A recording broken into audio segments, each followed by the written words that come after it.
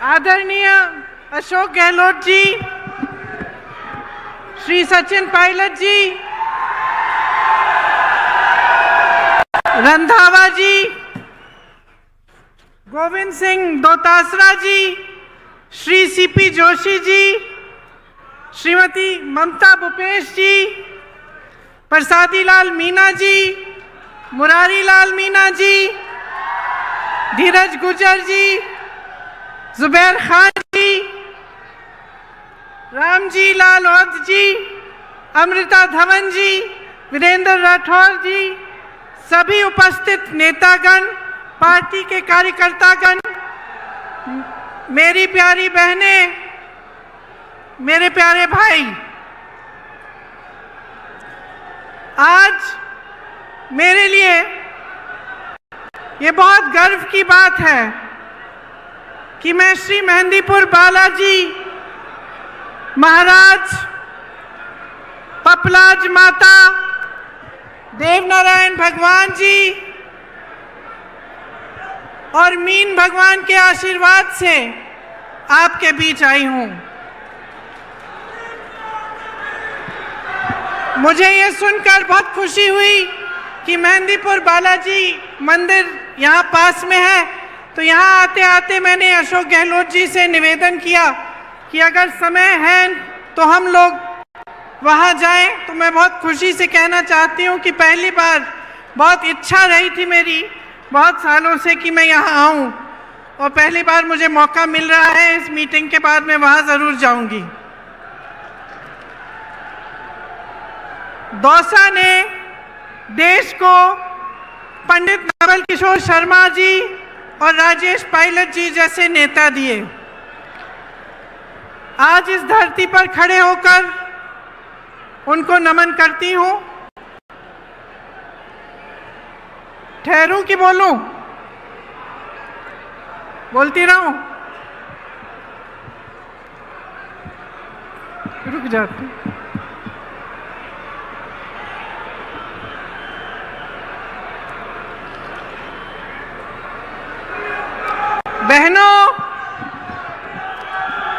बहनों, आजकल आपके खेतों में बहुत काम है।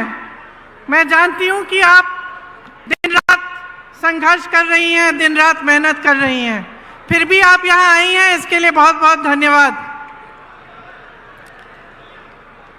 देखिए, चुनाव चल रहा है। मैं तेलंगाना जा रही हूँ, छत्तीसगढ़, मध्य प्रदेश, राजस्थान, मिजोरम, हर जगह चुनाव है। जहाँ जहाँ मैं जाती हूँ तो उस प्रदेश की जो खासियत है, उस प्रदेश का जो हुनर है, जिसके लिए उस प्रदेश की मजबूती पूरे देश में जानी जाती है, उसके बारे में मैं बात करती हूँ। ये वीरों का प्रदेश है। यहाँ के महापुरुषों ने हमारे देश के लिए बड़े बड़े बलिदान दिए और इस देश की आज़ादी में बहुत भूमिका निभाई। इसी तरह से मध्य प्रदेश में गई तो रानी दुर्गावती जी हैं वहाँ। उन्होंने भी देश के लिए, आज़ादी के लिए संघर्ष किया। और हर प्रदेश में ऐसी कहानियाँ हैं। और सिर्फ महापुरुषों ने नहीं, इस देश के जन जन ने देश को मजबूत बनाने के लिए और देश की आज़ादी के लिए बलिदान दिया है। देश के किसान ने संघर्ष किया है, देश की महिलाओं ने संघर्ष किया है, तभी ये देश आकर यहाँ पहुँचा है जहाँ हम आज हैं। तो जब हम सरकार बनाने की बात करते हैं, चुनाव की बात करते हैं, तो हमें ये सोचना बड़ा ज़रूरी है कि हम सरकार से क्या उम्मीद रखते हैं। ये देश, ये प्रदेश जिसके लिए हम सब मेहनत करते हैं, जिसके लिए हम सब संघर्ष करते हैं, इसकी सरकार हमारे लिए क्या करेगी, ये सोचना बहुत ज़रूरी होता है। आपका जीवन का सफ़र मुश्किल है। मेरी बहनें खेतों में काम करती हैं, घर गृहस्थी को संभालती हैं, बच्चों के परवरिश को देखती हैं। मेरे भाई खेती करते हैं, जो किसान भाई हैं, आपके बच्चे बड़े होकर जवान बनते हैं, सरहद पर देश की सुरक्षा करते हैं। आप इस देश की रीढ़ हैं, इस देश को आपने बनाया है। तो इस जीवन के सफर में जो संघर्ष से भरा हुआ है, मुश्किलों से भरा हुआ है, इस सफर में आप सरकार से क्या उम्मीद रखते हैं? आप सरकार से ये उम्मीद रखते हैं कि आपकी जीवन की जो मुश्किलें हैं उसे कम करने का प्रयास करे।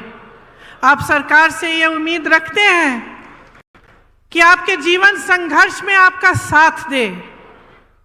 जब आपदा आए तो आपको राहत मिले। जो खेती का काम आप कर रहे हैं उसमें आपको सुविधा मिले। जो मेरी बहनें बच्चों के परवरिश कर रही हैं उनको मदद मिले, ताकि आपका भविष्य और आपके बच्चों का भविष्य, जिसके लिए आप दिन रात मेहनत करते हैं, वो उज्जवल हो सकता है। यही उम्मीद रखते हैं ना आप? ये उम्मीद रखते हैं आप सरकार से? तो इस उम्मीद को पूरा करने के लिए, सरकार चलाने के लिए, देश को चलाने के लिए एक सोच और एक समझ की जरूरत होती है। असली नेता जो होता है वो वर्तमान और भविष्य की ओर देखता है, अतीत की ओर देखता नहीं है। अतीत का आदर करता है लेकिन बार बार अतीत की बात नहीं दोहराता। वो आगे देखता है कि हम आज जनता को किस तरह मजबूत कर सकते हैं ताकि आगे बढ़कर उनका भविष्य और भी मजबूत बने। तो इस सोच के लिए, समझ के लिए एक तरह का नेता होना चाहिए। जैसे आपने देखा, आपके प्रदेश में कांग्रेस की सरकार है। अब जो सरकार है उसने पूरी तरह से आपका जो ये जीवन सफर है इसमें आपकी मदद करने का प्रयास किया है। और अगर आप पिछले 5 सालों का आप सफर देखें तो आप ये जरूर कह पाएंगे कि राजस्थान की जो कांग्रेस सरकार रही है उसने आपके जीवन सफर को मजबूती दी है और उसको आसान करने की कोशिश की है। जो नेता सचमुच चाहते हैं कि प्रदेश आगे बढ़े, देश आगे बढ़े, वो सिर्फ अपना मान सम्मान और अपने घमंड को नहीं देखते, वो जनता को देखते हैं कि जनता के लिए क्या अच्छा है।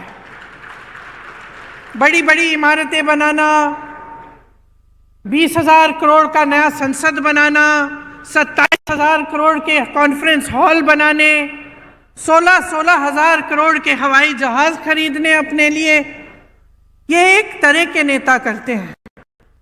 भाजपा के आज नेता जो हैं वो सबसे पहले अपने अहंकार को, अपने मान सम्मान को बढ़ाने के लिए अपने लिए काम कर रहे हैं और अपने उद्योगपति मित्रों के लिए काम कर रहे हैं। आप सोचिए, जब देश के प्रधानमंत्री 8-8 हजार करोड़ के हवाई जहाज खरीद रहे हैं और वही प्रधानमंत्री कहते हैं कि किसानों का कर्ज माफ करने के लिए पैसे नहीं है, 27,000 करोड़ की इमारतें बनी जा रही हैं, वही कहते हैं कि ओपीएस पेंशन के पैसे नहीं हैं, अपने बड़े बड़े उद्योगपति मित्रों को देश की सारी संपत्ति दे चुके हैं। तो आप सोचिए, आपने भरोसा करके दिया, सत्ता दी, आपने खड़ा किया, आपकी उम्मीद थी कि आपके जीवन सफर में वो आपकी मदद करेंगे, आपकी उम्मीद थी कि जो देश की संपत्ति है उसकी हिफाजत करेंगे। लेकिन क्या हुआ? देश की सारी संपत्ति अपने बड़े बड़े उद्योगपति मित्रों को दे दी। जो 6,000 करोड़ की कंपनियां थी, लाखों की कंपनियां थी, उनको कम दाम में बेच दिया। जहां से आपको रोजगार मिल सकता था वो अपने बड़े बड़े उद्योगपति मित्रों को बेचकर प्राइवेट कर दिया। जहां आरक्षण मिलता था वो भी नहीं मिलेगा। तो आपने उम्मीद की लेकिन आपकी उम्मीद को तोड़ा गया। आज ये नौबत आ गई है कि प्रदेश की सरकार महंगाई के राहत कैंप लगा रही है, क्योंकि देश की जो सरकार है, केंद्र की जो सरकार है, उसने इतनी महंगाई बढ़ा दी है कि आप गुजारा नहीं कर पा रहे हैं।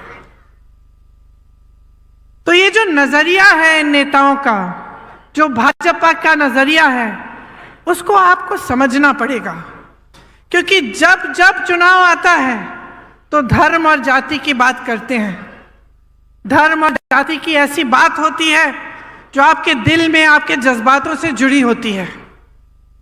धर्म की सुरक्षा, धर्म को आगे बढ़ाने की बात, इसे कोई हिंदुस्तानी नहीं नकार सकता। ये ऐसी चीज है जिससे हम सबके जज्बात जुड़े हुए हैं। लेकिन आपको ध्यान से समझना पड़ेगा कि ये चुनाव के समय क्यों उठ रही हैं ये बातें, चुनाव के समय ये बातें क्यों करते हैं, और चुनाव के समय आपके विकास की बातें क्यों नहीं की जा रही हैं। चुनाव के समय आपको ये क्यों नहीं बताया जा रहा है कि ये जो ओपीएस पेंशन के पैसे हैं ये आपको क्यों नहीं दे सकते। जब तमाम कांग्रेस की सरकारें प्रदेश के बाद प्रदेश में ओपीएस दे रही हैं तो इनको कौन सी दिक्कत हो रही है, ये सवाल आपको पूछने पड़ेंगे। और आपको अच्छी तरह से समझना पड़ेगा कि ये जो दो तरह की राजनीति हैं जो आज देश में चल रही हैं, इनमें से आपको कौन सी चुननी है। आपको एक ऐसी राजनीति चुननी है जो सिर्फ आपके जज्बातों की बात करती है चुनाव के समय, लेकिन आपके काम की बात नहीं कर रही है, या आपको एक ऐसी राजनीति चुननी है जो सुबह से शाम तक आपकी काम की बात करे, जो आपके जीवन की मुश्किलों को दूर करने की बात करे। देखिए, अगर जनता का कल्याण होना है तो ऐसी राजनीति से होगा जो सेवा भाव, करुणा भाव और जनता को सर्वोपरि रखने की राजनीति हो। लालच, महत्वाकांक्षा, अहंकार की राजनीति आपको आगे नहीं बढ़ाएगी।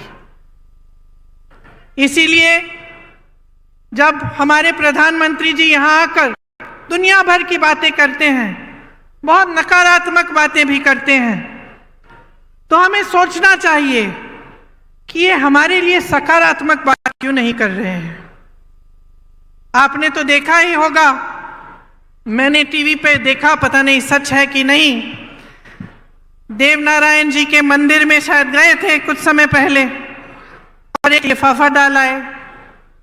अब मैंने टीवी पे देखा कि 6 महीनों बाद वो प्रधानमंत्री जी द्वारा डाला गया लिफाफा खोला जा रहा है।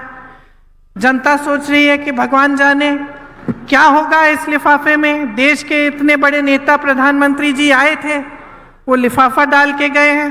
लिफाफा खोला, 21 रुपए निकले।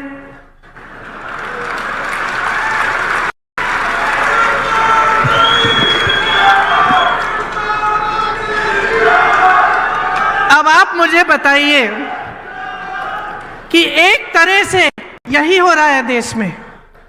घोषणाएं बड़ी बड़ी मंच पर खड़े होकर कैसे कैसे लिफाफे दिखाए जा रहे हैं आपको, और जब आप उन लिफाफों को खोलते हैं, जब चुनाव खत्म हो जाता है और बारी आती है कि काम करके दिखाओ, तो कुछ नहीं होता। तो इस राजनीति से सावधान हो जाइए।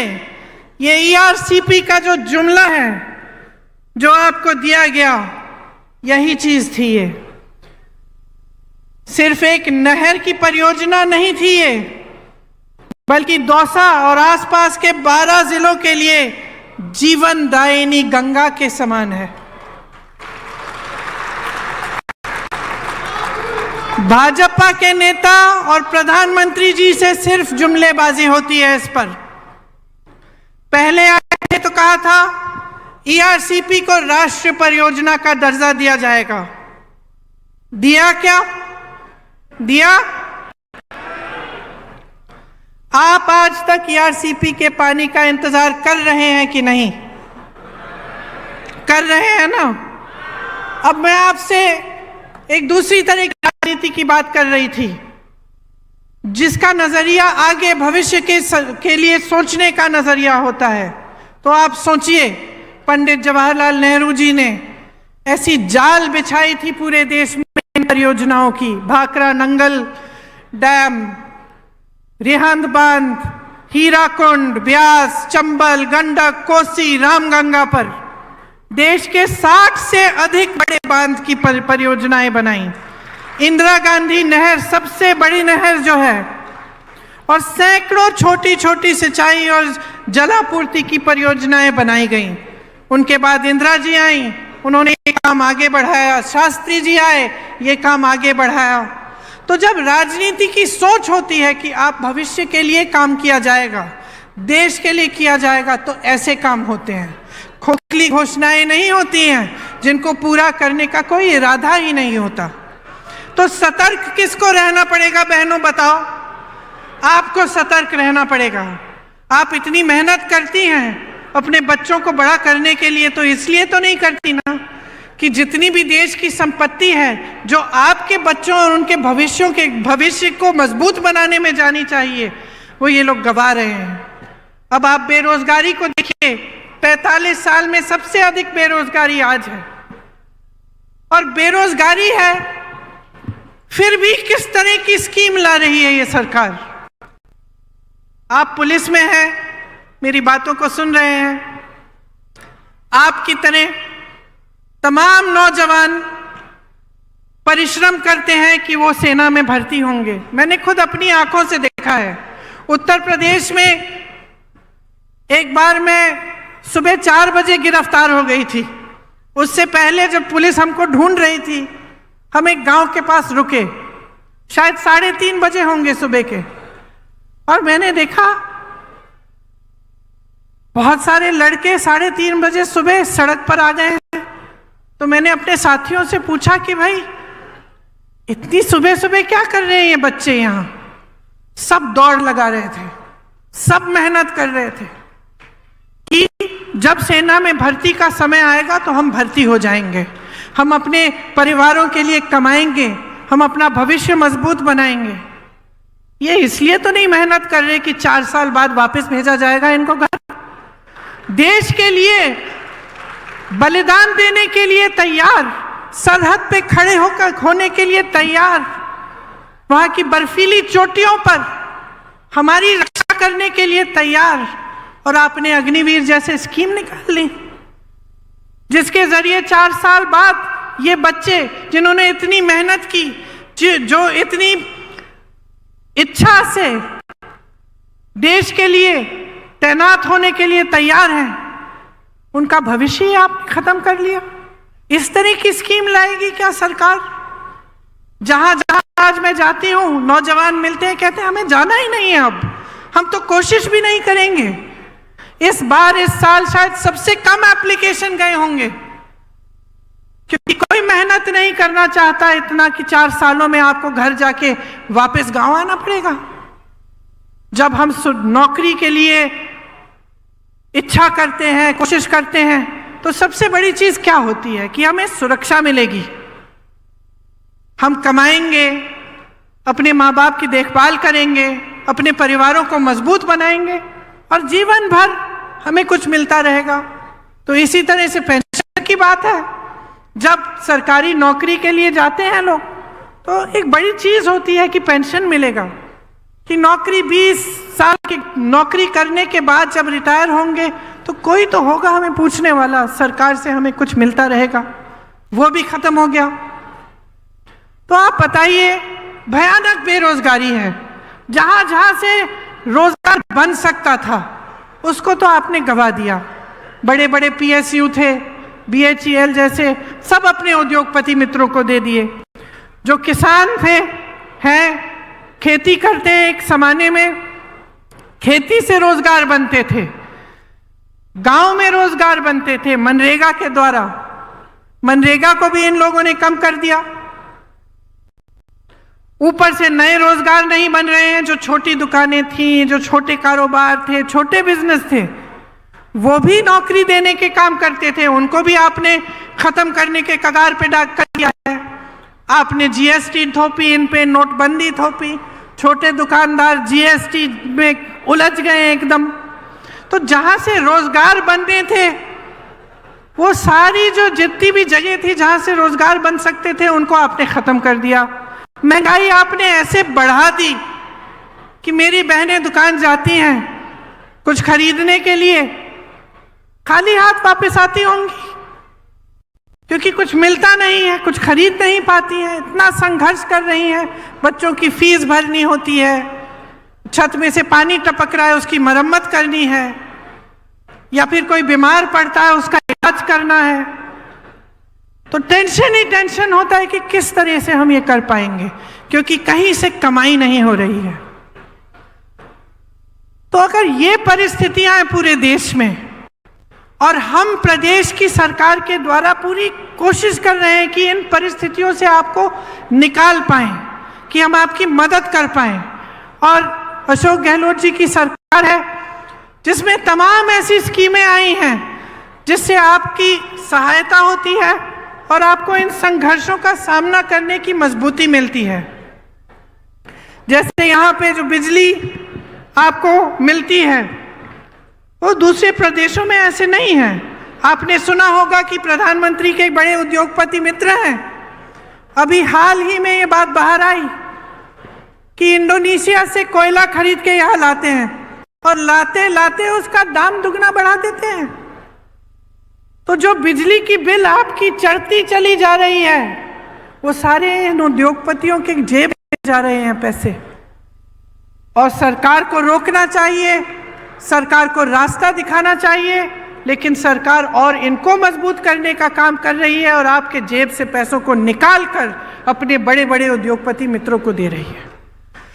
तो जैसे मैंने कहा, अब राजस्थान की हमारी प्रदेश की सरकार है। आप जानते हैं कि महंगाई के राहत कैंप राजस्थान सरकार ने आपके लिए लगाए। किससे बचाने के लिए? उस महंगाई से बचाने के लिए जो केंद्र सरकार की वजह से, जिससे आप जूझ रहे हैं।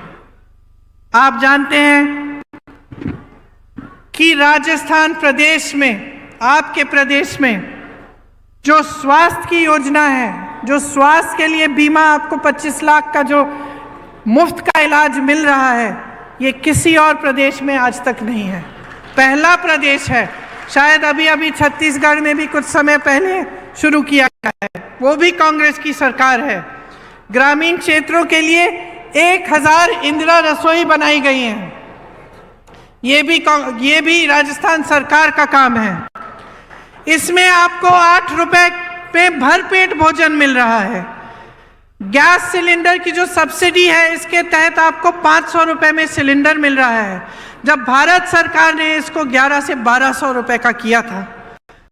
मेरी बहनों के लिए इंदिरा गांधी स्मार्टफोन योजना के तहत मुफ्त मोबाइल मिल रहे हैं। 1 करोड़ से ऊपर उपभोक्ताओं का बिजली का बिल शून्य आया है। और ये तब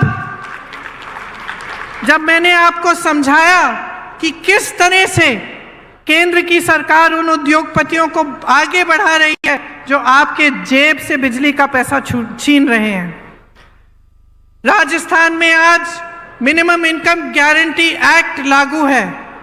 ग्रामीण रोजगार की तर्ज पर शहरों में भी रोजगार गारंटी दी जा रही है।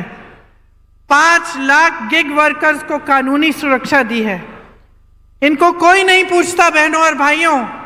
जो गांव में रोजगार नहीं मिलता, शहर चले जाते हैं रोजगार ढूंढने के लिए, और शहर में गिग का काम करते हैं। कहीं पे डिलीवरी हो गई, कहीं पे जाके कुछ देना है, ये सारे काम करते हैं। उनको कोई नहीं पूछता, कोई नहीं पूछता कि इनको कितना पैसा दिया जा रहा है, कैसे काम कर रहे हैं। यहाँ राजस्थान की सरकार ने खास इनके लिए भी कानूनी सुरक्षा दी है, ताकि कोई कम पैसे ना दे पाए, कम वेतन ना दे पाए।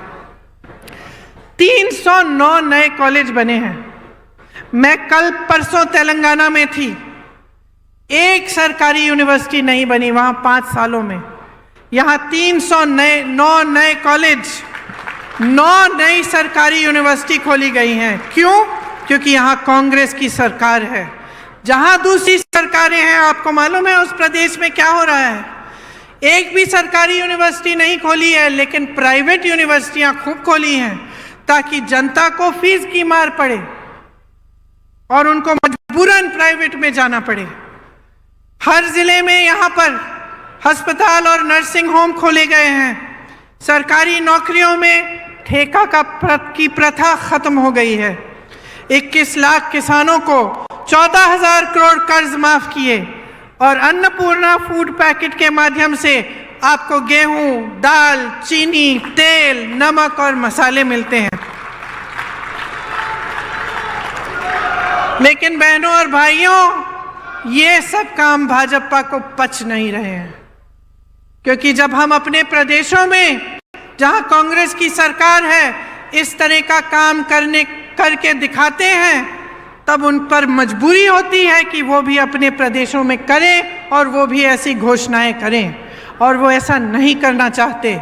उनकी सारी सरकारें सिर्फ बड़े उद्योगपतियों के लिए चलती हैं, उनमें गरीबों के लिए, मिडिल क्लास के लिए कोई सोच ही नहीं है।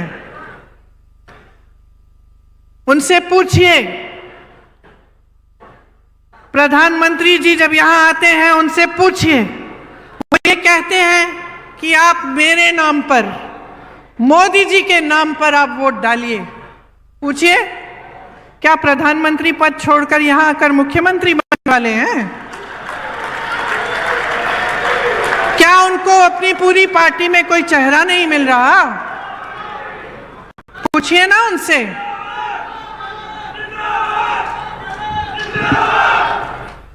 राजस्थान में कितनी योजनाएं दी इन्होंने जब इनकी सरकार थी। ईआरसीपी का जो वादा किया वो क्यों पूरा नहीं किया है अभी तक? बहनों और भाइयों, मसला साफ है।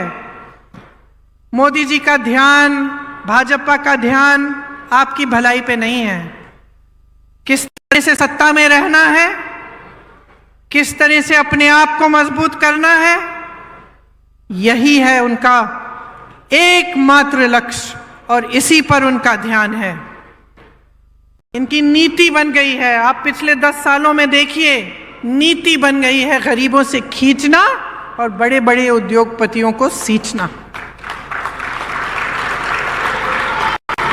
सोच लीजिए मेरी बहनों और भाइयों, भाजपा की सरकार यहां वापस आएगी तो पुरानी पेंशन खत्म।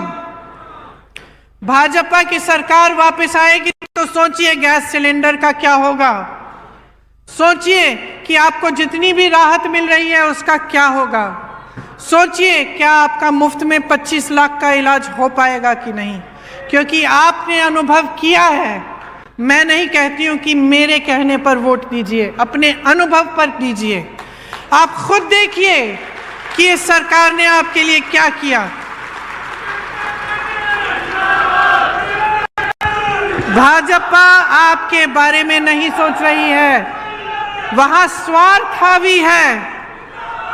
सब नेता खुद को मुख्यमंत्री घोषित कर रहे हैं। कहीं की ईंट, कहीं का रोड़ा, बागमती ने कुनबा जोड़ा, मोदी जी के अहंकार ने कुनबा तोड़ा। आज पूरी पार्टी बिखरी हुई है, एकजुट होने का नामो निशान नहीं है। यहां पूरी पार्टी एकजुट होकर मंच पर बैठी है। राजस्थान का रिवाज बदल डालो,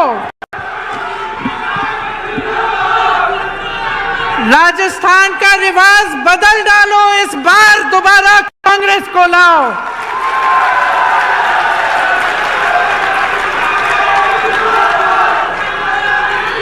इस बार आंखें खोलकर अपना वोट दो कि आपके लिए कितना काम किया है, आपके लिए कितना संघर्ष किया है, आपके लिए कितनी योजनाएं लाए हैं, और आपके जीवन में तरक्की लाने के लिए जो सरकार दिन रात काम करेगी उस सरकार को अपना वोट दो।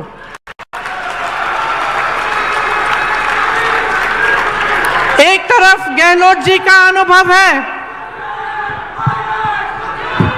आपके लिए दिन रात एक करने की इच्छा, आपके लिए ऐसी योजनाएं लाने का प्रयास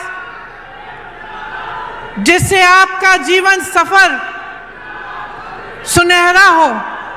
दूसरी तरफ सचिन पायलट जी जैसे युवा नेता जो आपके भविष्य की तरफ देखते हुए आपके लिए हर रोज मेहनत करते हैं। ये कांग्रेस पार्टी आपके लिए समर्पित है। ये चाहती है कि राजस्थान मजबूत बने। हम चाहते हैं कि राजस्थान का विकास हो।